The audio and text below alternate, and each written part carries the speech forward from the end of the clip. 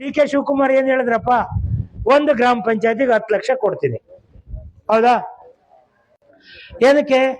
ಕಾಂಗ್ರೆಸ್ ಯುವಕರನ್ನ ಜೋಡ್ಸಕ್ಕೆ. ಭಾರತ್ ಜೋಡೋ ಅಲ್ಲ ಅದು, ಅರ್ಥ ಆಯ್ತಲ್ಲ? ಅವ್ರ ಭಾರತ ಯಾವತ್ತೂ ಜೋಡಿಸಲ್ಲ. ಭಾರತ ಒಡೆಯೋದೇ ಅವ್ರ ಕೆಲ್ಸ, ಇಂಡಿಯಾನ ಒಡೆಯೋದೇ ಅವ್ರ ಕೆಲ್ಸ, ಅರ್ಥ ಆಯ್ತಲ್ಲ? ನೀನು ಊರಾಗ 4 ಜನ ಸಾಬ್ರಿದ್ರೆ ಅವ್ರನ್ನ ಕರ್ಕೊಂಡ್ ಬರ್ತಾರೆ, ಅದಕ್ಕೆ ಸೇರ್ಸ್ಕತಾರೆ.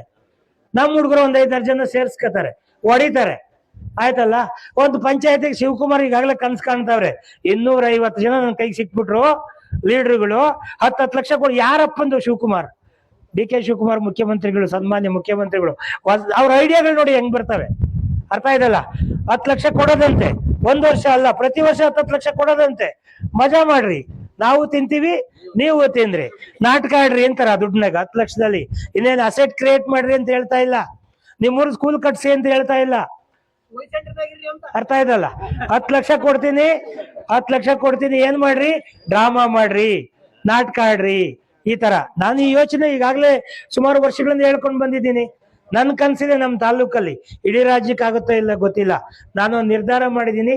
ನಮ್ ತಾಲೂಕಲ್ಲಿರೋ ಎಲ್ಲ 257 ಸರ್ಕಾರಿ ಶಾಲೆಗಳು, ನಾನು ಒಂದು ಬಾರಿಗೆ MLA ಆದ್ರೆ 5 ವರ್ಷದ ಒಳಗಡೆ ಈಗ ಒಂದೊಂದು ಹೋಬಳಿಗೆ ಸ್ಯಾಂಪಲ್ ಮಾಡಿ ತೋರಿಸಿದ್ನಿ, ಅದ್ ಸ್ಯಾಂಪಲ್ ಅಷ್ಟೇ, ಆಯ್ತಲ್ಲ? ರಿಯಲ್ ಆಗಿ ಮಾಡೋದು ಮುಂದೆ ಇದೆ. ನನಗೆ 1 ವರ್ಷ, ಒಂದು ಬಾರಿಗೆ 5 ವರ್ಷದ ಅವಧಿಗೆ ಅಧಿಕಾರ ನೀವೆಲ್ಲ ಸೇರಿ ಕೊಟ್ಟಿದ್ದೆ ಆದ್ರೆ ನಮ್ ತಾಲೂಕಲ್ಲಿರೋ ಎಲ್ಲ ಪ್ರೈಮರಿ ಸ್ಕೂಲ್ಗಳನ್ನ ಹೈಟೆಕ್ ಶಾಲೆಗಳ ಕಟ್ಟಿ, ಗೌರ್ಮೆಂಟ್ ಸ್ಕೂಲ್. ಎರಡನೇದು, ಒಂದು ಊರಿಗೆ ಒಂದು ಕ್ರೀಡಾಂಗಣ. ಇವತ್ತು ನಮ್ಮ ಹುಡುಗರು ಕ್ರಿಕೆಟ್ ಆಡ್ತಾರೆ ಅಲ್ವಾ?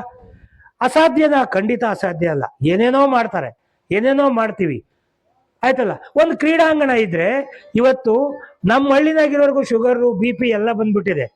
ವಾಕ್ ಮಾಡಪ್ಪ ಅಂತ ಡಾಕ್ಟರ್ ಹೇಳ್ತಾರೆ, ಎಲ್ಗೆ ಹೋಗ್ತಾರೆ ವಾಕು, ಅಲ್ವಾ? ಒಂದು ಕ್ರೀಡಾಂಗಣ ಇದ್ರೆ ಅಟ್ಲೀಸ್ಟ್ ಬೆಳಗಿನ ಜಾವ ಬೇಗ ಹೋಗಿ, ಅಲ್ವಾ? ಒಂದು 5 ಗಂಟೆಗೆ ಎದ್ದೋಗಿ ಅಲ್ಲಿ ಒಂದು ಮುದುಕರು, ವಯಸ್ಸಾಗಿರೋರು ವಾಕ್ ಮಾಡ್ಕೊತಾರೆ. ಅದಾದ್ಮೇಲೆ ಮಕ್ಕಳು ಸ್ಕೂಲಿಂದ ಬಂದಾಗ ಹೋಗಿ 1 ಗಂಟೆ 2 ಗಂಟೆ ಆಟ ಆಡ್ಕೊಂಡು ಬರ್ತಾರೆ. ಈಗ ನಾನೇನ್ ಮಾಡ್ತಾ ಇದ್ದೀನಿ, ನನ್ನ ಸ್ವಂತ ಹಣದಲ್ಲಿ ನಮ್ಮ ತಾಲೂಕಿನ ಎಲ್ಲ 300 ಹಳ್ಳಿಗಳಿಗೂ ಕೂಡ ಒಂದೊಂದು ಐ ಮಾಸ್ಕ್ ದೀಪ ಹಾಕ್ಸ್ತಾ ಇದ್ದೀನಿ. ಸೋಲಾರ್ ಐ ಮಾಸ್ಕ್ ದೀಪ ಯಾಕೆ ಹಾಕ್ಸ್ತಾ ಇದ್ದೀನಿ ಅಂದ್ರೆ, ಆ ದೇವಸ್ಥಾನದ ಹತ್ರ, ಯಾವುದೋ ಒಂದು ದೇವಸ್ಥಾನ ಇರುತ್ತೆ, ಆ ದೇವಸ್ಥಾನದ ಹತ್ರ ಸಂಜೆ ಆ ಊರಿನ ಹಿರಿಕರು ಬಂದು ಒಂದು ಅರ್ಧ ಗಂಟೆ ಕುತ್ಕೊಂಡು ಮಾತಾಡ್ತವೆ. ಇಲ್ಲ ಚಿಕ್ಕ ಮಕ್ಳು ಇರ್ತಾರೆ, ಅವ್ರು ಬಂದು ಒಂದು ಅರ್ಧ ಗಂಟೆ 1 ಗಂಟೆ ಊಟ ಆದ್ಮೇಲೆ, ಇಲ್ಲ ಅಂದ್ರೆ ಏನ್ ಮಾಡ್ತಾರೆ, ಹೋಗಿ TV ಮುಂದೆ ಕುತ್ಕೋತಾರೆ, ಅಲ್ವಾ? ಈ ರೀತಿಯಾಗಿ ಆಲೋಚನೆ ಮಾಡಿ ದೂರದೃಷ್ಟಿ ಇಟ್ಕೊಂಡು, ಕರೆಂಟ್ ಇರಲ್ಲಪ್ಪ ಊರಲ್ಲಿ, ಈಗಾಗಲೇ ಒಂದು 115 ಹಳ್ಳಿಗೆ ಸೋಲಾರ್ ದೀಪ ಹಾಕ್ಸ್ಕೊಟ್ಟಿದ್ದೀನಿ.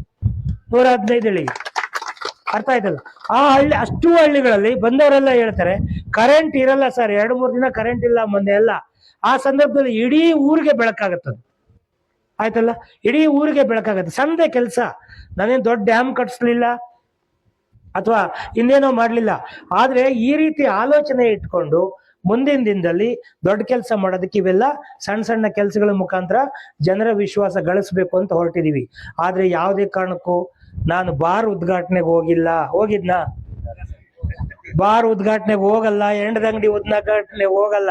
ಅಲ್ಲಿ ಹೋದವ್ರು ಯಾರೋ ಕೆಲವರು ಪುಣ್ಯಾತ್ಮರು ಹೇಳ್ತಾ ಇದ್ರು, ಇಂಥವ್ ಇನ್ನೂ ಜಾಸ್ತಿ ಆಗ್ಬೇಕಂತೆ, ಇಂಥವ್ ಹೆಚ್ಚಿನ ಸಂಖ್ಯೆಯಲ್ಲಿ ಬೆಳಿಬೇಕಂತೆ. ಯಾವ ಯುಗದಲ್ಲಿ ಇದೀವಿ? ಹೈಟೆಕ್ ಸ್ಕೂಲ್ ಕಟ್ರು ಅಂದ್ರೆ ಎಲ್ಲಿ ಜಾಸ್ತಿ ಜನ ಬಲಿ ಹಾಕ್ಬೇಕು, ಎಲ್ಲಿ ಅವ್ರನ್ನ ಸಾಯಿಸ್ಬೇಕು, ಎಲ್ಲಿದೀವಿ ನಾವು? ಯಾವ ಲೋಕದಲ್ಲಿ ಇದೀವಿ? ಯಾರಾದ್ರೂ ಮಾಡ್ಲಿ, ಸಪೋರ್ಟ್ ಮಾಡ್ಲಿ, ನಾವು ಜನಪ್ರತಿನಿಧಿಗಳಾದವರು. ನೋಡಿ, ನಿಮ್ಗೆ ಗೊತ್ತಿಲ್ಲ, ನಾನು ಅಧಿಕಾರಕ್ಕೆ ಬರಕ್ ಮುಂಚೆ ಈಗ ಒಂದು 10 ವರ್ಷದ ಹಿಂದೆ ಶಿರಾದಲ್ಲಿ ಜ್ಯೋತಿ ನಗರದ ಹತ್ರ ಒಂದು MSIL ತೆಗೆದ್ರು, ಸರ್ಕಾರದ್ದು. ನಮ್ ಪುಟ್ಕಾಮ ಮೇಷ್ಟ್ರು ಒಂದಷ್ಟು ಜನ ನಾವು ತಂಡ ಸೇರ್ಕೊಂಡು ಅಲ್ಲೋಗಿ ಧರಣಿ ಕೂತ್ವಿ. ಅವಾಗ ಈ ಪುಣ್ಯಾತ್ಮ ಜಯಚಂದ್ರನ್ MLA ಆಗಿದ್ರು. ಆ ಧರಣಿ ಕೂತು ಅದನ್ನ ಎತ್ಸಿದ್ವಿ. ಅದನ್ನ ತಗೊಂಡೋಗ್ಬಿಟ್ಟು ಎಲ್ಲ ಇದ್ರ ಹತ್ರ ಎಲ್ಲ ಚಂಗಾವರ ರೋಡ್ ಸೆಂಟ್ರಲ್ ಸ್ಕೂಲ್ ಹುಡುಗರು ಕುಡಿಲಿ ಅಂತ ಅಲ್ಲಿ ಹಾಕವ್ರು, ಆ ಕಡೆಗೆ, ಅಲ್ಲಿಂದ ಮುಂದೆ, ಅರ್ಥ ಇದಲ್ಲ, ಅಲ್ಲಿ ಆ ಕಡೆಗೆ ಹಾಕವ್ರು ಚಂಗಾವರ ರೋಡಲ್ಲಿ. ಅದು ಗಲಾಟೆ ಮಾಡಿ ಎತ್ಸಿದ್ದು. ಈ ಕೆಲಸ ನಾವು ಮಾಡಿದ್ರೆ ಈಗೆಲ್ಲ ಬಾರ್ಗಳಿಗೆ ನಾವು ಇದು ಮಾಡ್ತೀವಿ, ಸಪೋರ್ಟ್ ಮಾಡ್ತೀವಿ, ಒಳ್ಳೇದಲ್ಲ. ನೋಡ್ರಿ, ನಾವು ಉದ್ಯೋಗ ಮಾಡೋದಕ್ಕೆ ಬೇಕಾದಷ್ಟಿದೆ, ಅರ್ಥ ಆಯ್ತಲ್ಲ? ಹೆಂಡ ಮಾರಿನೇ ಸಂಪಾದನೆ ಮಾಡ್ಬೇಕಂತಿಲ್ಲ.